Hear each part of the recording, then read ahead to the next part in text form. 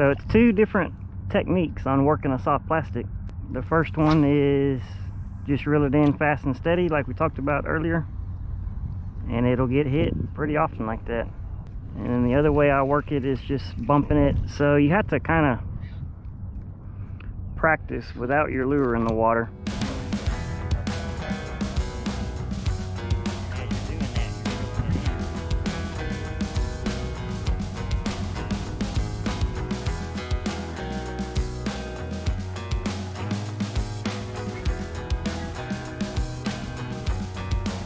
We hook up pretty quick after this. I haven't really tried watermelon red yet.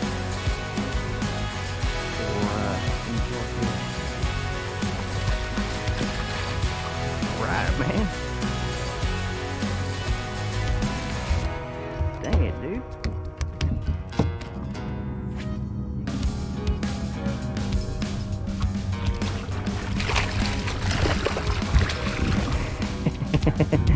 That's a nice one.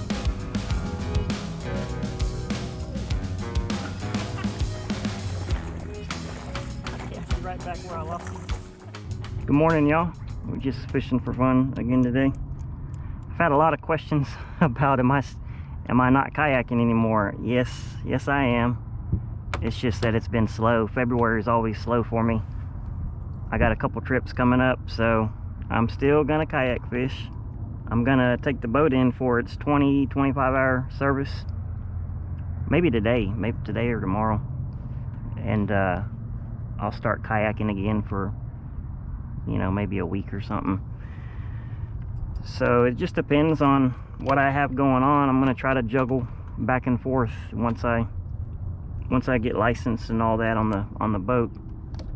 I'm gonna try to juggle this year, 2024. I'm gonna try to do kayak trips and boat trips.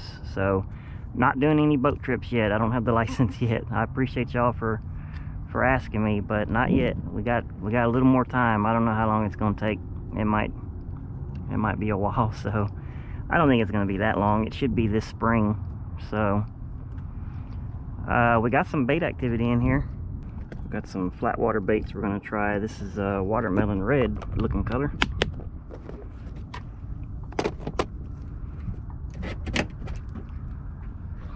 It's a 4-inch. One just busted right up against the shore.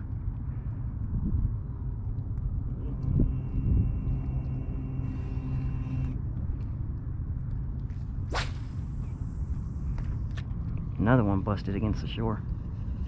Oh boy. First cast he hit it. We're just gonna reel it in steady and see what happens. If that don't work, then we'll bump it.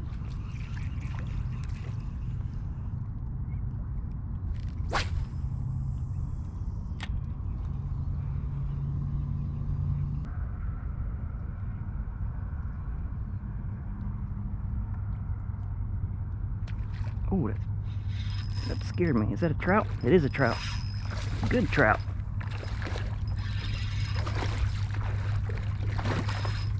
Real nice trout, man.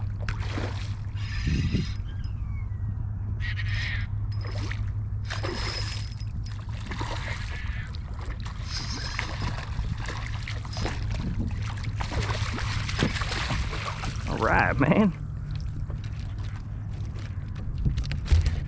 Dang it, dude.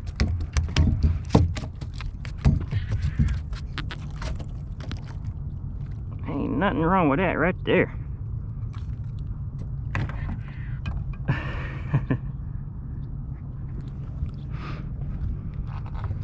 Nice trout.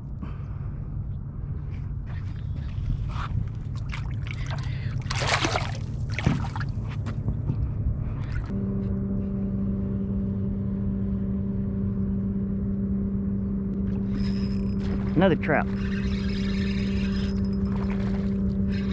Another good trout.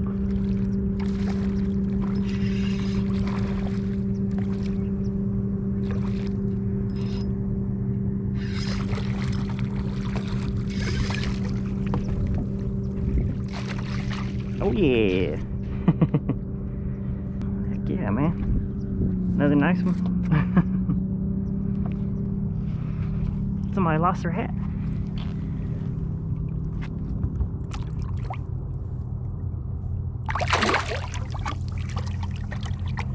Trout are out here further, and the reds are busting closer to the shore and waking.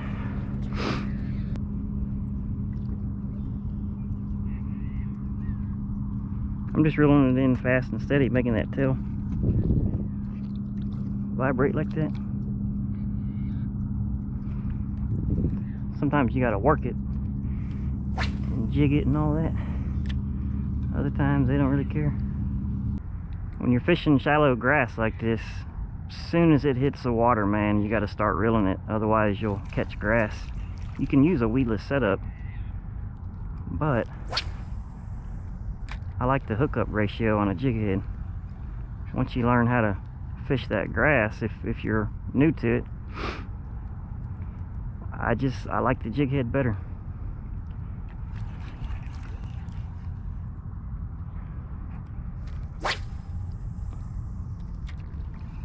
And keep your rod tip kind of high on the end of a long cast.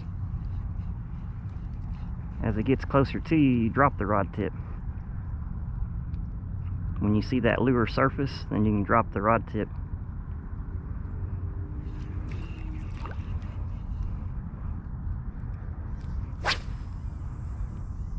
And if you're still catching grass, then reel it in faster. A lot of people think that you have to reel it in real slow so you don't take it away from the fish, but it's the exact opposite, believe it or not. They want to see that lure try to get away from them like a bait fish does. When they're following it, I'll sometimes give it a little bump with the steady retrieve. So, see if it'll entice them to bite it. A lot of times it does. And then the other way I work it is just bumping it. So you have to kind of practice without your lure in the water. You want to, see if I can see this, you want to pop it up and then give it slack. Up and give it slack. Every time you pop it up, give it slack. So it's like this, up, down, up, down, up, down. And as you're doing that, you're reeling it in too. You're reeling in the slack. Every time you give it slack by putting the rod tip forwards or down, it's allowing that lure to fall. You pop it up, the lure comes up, you give it slack, the lure goes down. And those two methods work for me pretty often. You just have to figure out what the fish want. Sometimes, you know, I mean, we've caught them both ways this morning, so sometimes you gotta see what they want to do, you know. You're getting a lot of follows, and start working it, start bumping it.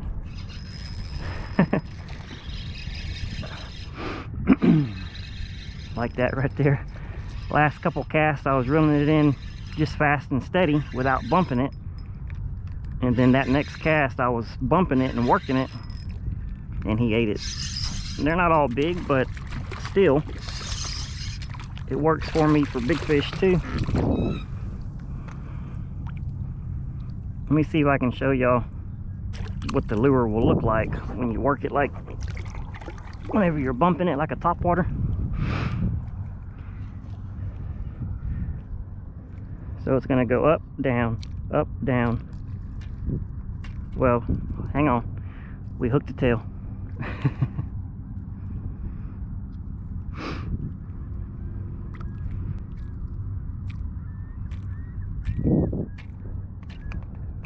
That's what it looks like when you work it like that, but you have to give it slack so it'll sink. And that's why you put your rod tip down after you pop it. You pop it up, put your rod tip forward, up, forward, up, forward. Of course, I'm working it faster than that because I'm also reeling it in steady as I'm working it like that.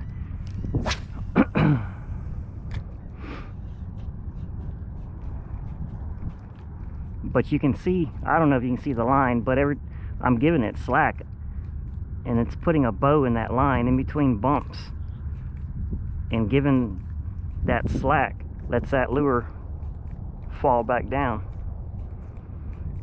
and they hit it when it falls almost every time.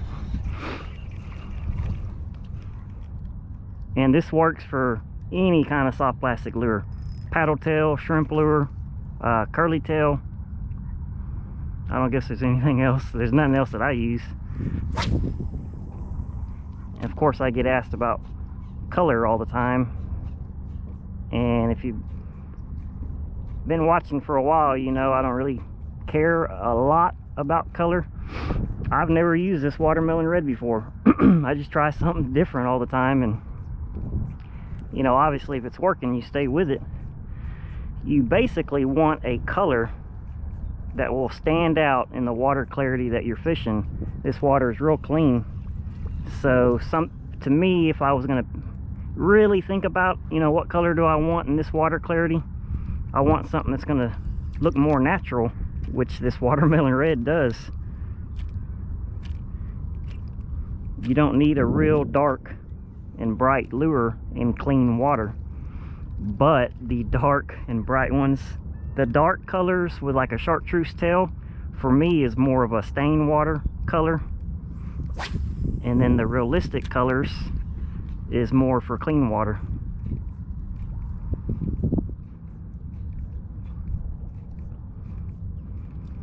But I do pretty good most of the time with whatever color I decide to put on. You know, it's all about the bite, in my opinion.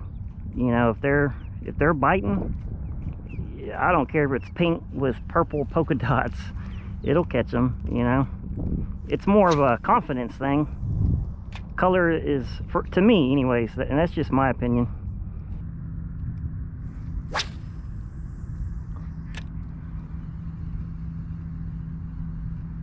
You following it? Oh boy, come on, dude. Reds are acting goofy, man.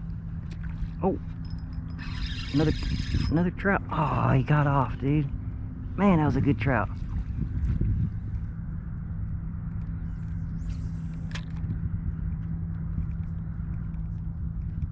Oh, we got him. I cast it right back where I lost him. And then I worked it.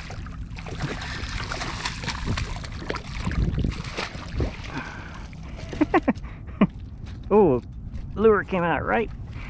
Nick of time. Hang on, dude. Hang on, you're gonna mess yourself up.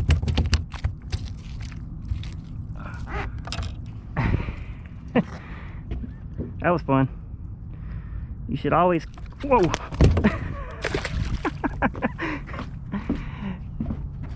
You should always cast right back where you had a hit, just to see if they'll hit it again.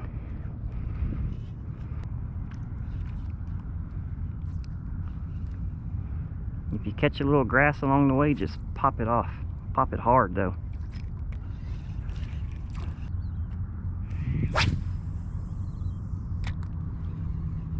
Oh, he bumped it. Those reds are acting goofy, man. They're not really trying to eat.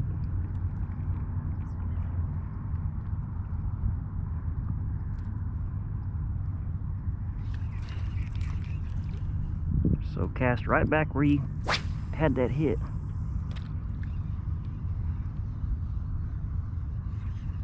He bumped it again, but he didn't eat it.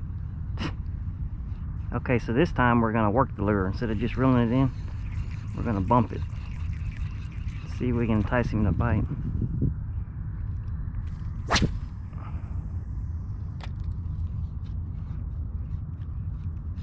Oh.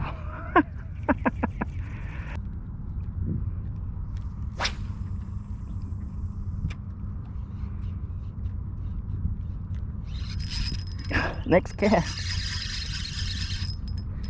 The reds just ain't very big.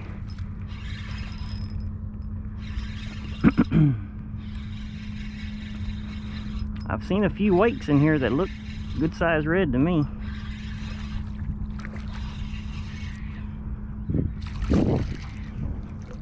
It's just loaded right there. Like I said, the reds don't, most of them are small, but it's still fun.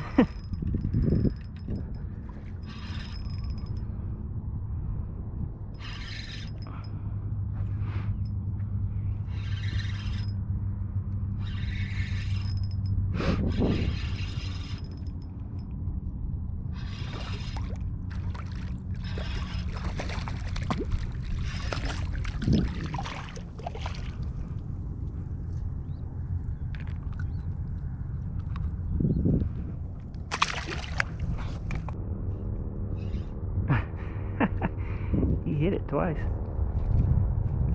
And small fish have a hard time getting it in their mouth sometimes. Oh, oh. A little bit better one. Yeah. A little better redfish.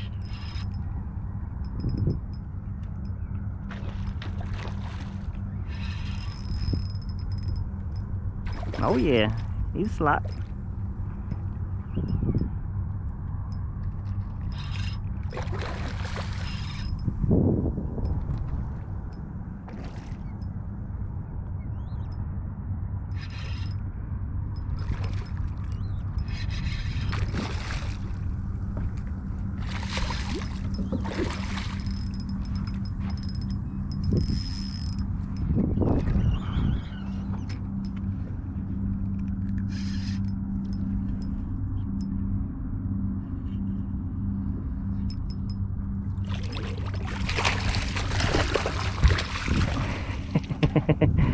That's a nice one. That's what we was looking for. Some slot reds. Just